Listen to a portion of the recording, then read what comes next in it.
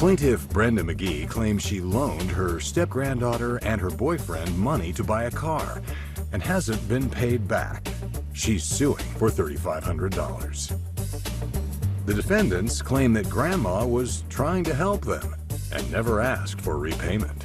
Case number 123 on the docket, McGee versus Fisher and Ross. And welcome to all of you. First, we have the plaintiff, Ms. McGee, and you are suing your step-granddaughter and her boyfriend for $3,500 for a personal loan on a new car. Yes. Why would you be suing your granddaughter? My step-granddaughter, Kenyatta Fisher, came to live with me with her babies, and she asked me could I loan her $2,000 for an apartment for them. Yes. When I gave her the $2,000, she talked to her boyfriend, and they decided that they wanted to get a vehicle instead.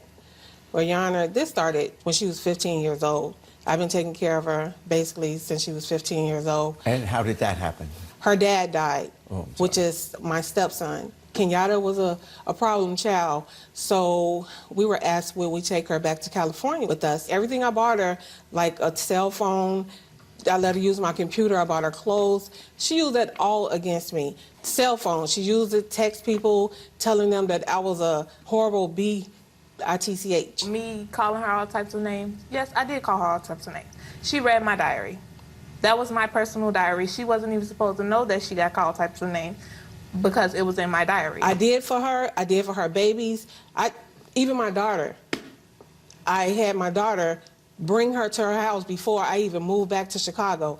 Could you go get her? Because she got put out, her and the baby got put out, and they don't have a place to stay. And your name is? How you doing, Your Honor? I'm Tamika. Okay. I'm her daughter, and yes, I did. I went and picked her up, well, she had one child at that moment, and I took her in, and, till my mom moved back here, and I, provided her clothing, food, and diapers for her baby until, my mom got here. And once they moved in, she asked me if her kid's father could also move in.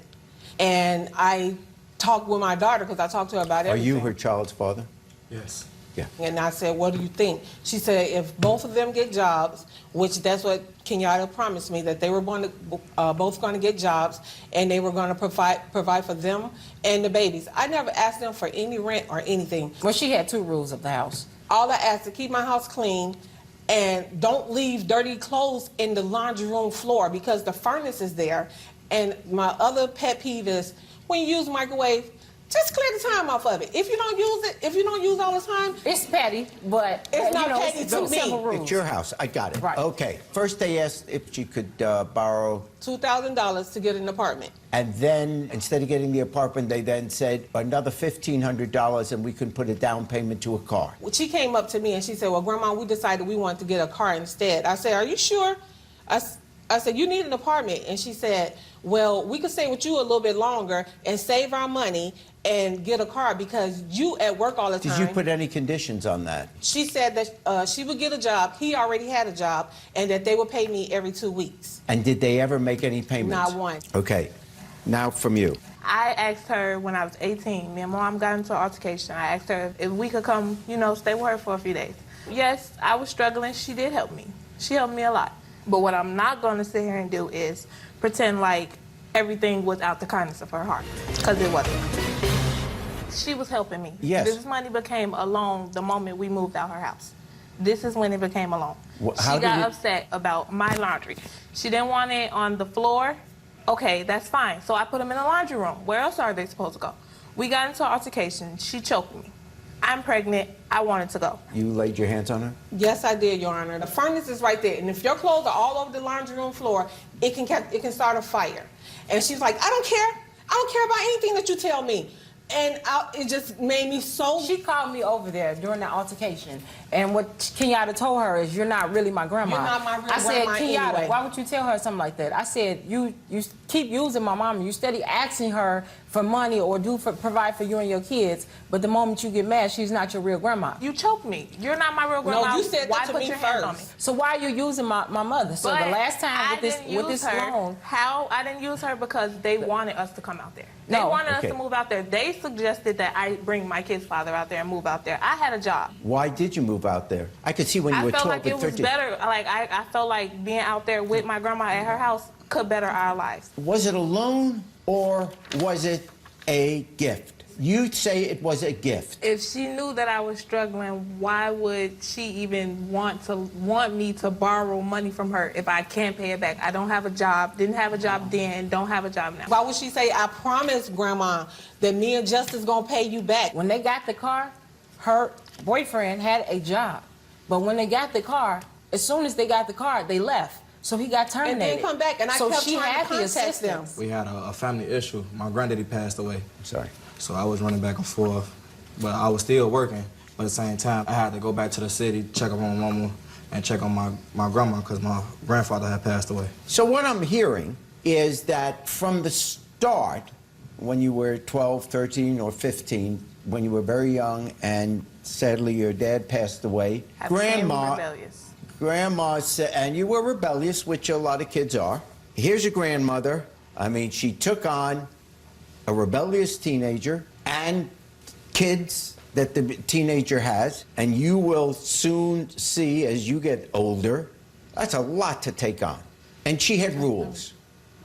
And if her rules were clean up the laundry, get yourself a job, those aren't horrible things. My wife still tells me where to put the laundry. You're suing your granddaughter, which I gotta tell you going in, I don't like. For the parent or the grandparent suing their kids. It's not a good way to discipline. I'm not even suing for everything, Your Honor, because I did everything, bought diapers. I understand, but whoa, whoa, whoa. I finished saying how wonderful you were as a grandmother to take on this responsibility. That was wonderful. None of us who are parents or grandparents can start adding up every dollar, everything we pay for. You do that because we love our kids. Right. We love our grandchildren. Of course we're going to spend money, and I'm not keeping a total of everything my grandson owes me. That's what parents and grandparents do. Now, I almost think that this is a punishment to her to teach her a lesson that when she takes on an obligation, she needs to fulfill it. Okay. And wrote a promissory note. I'll take a look at the promissory note. All right. I, Kenyatta Fisher, promise to repay my grandma, Brenda McGee, every 2 weeks after I have secured a job. Do you have a job? No. I am borrowing money to get an apartment for my children and myself. I am borrowing $1,500, and you signed that, so this clearly at this point is a loan. In later years, when you look back at this, saying, I sued my granddaughter, this girl I loved and took in, this is a punishment. That is the wrong way to go. So I'm going to say $1,500. Whenever she gets a job, she still has the responsibility to pay that back. Then every time the time comes to pay some of that back, she'll have to remember, oh, yes, that's the time. I've got to fulfill my obligation. I fine for the plaintiff in the sum of $1,500. She's steady saying she's a kid, but she keep having kids. When are you gonna grow up and be a woman and a mother? As long as you keep making the immature decisions. I don't ever want to see or talk to them again. Hey, YouTube, check out my new show, Judge Jerry. Now, for sneak preview and behind-the-scenes footage, subscribe to my channel now.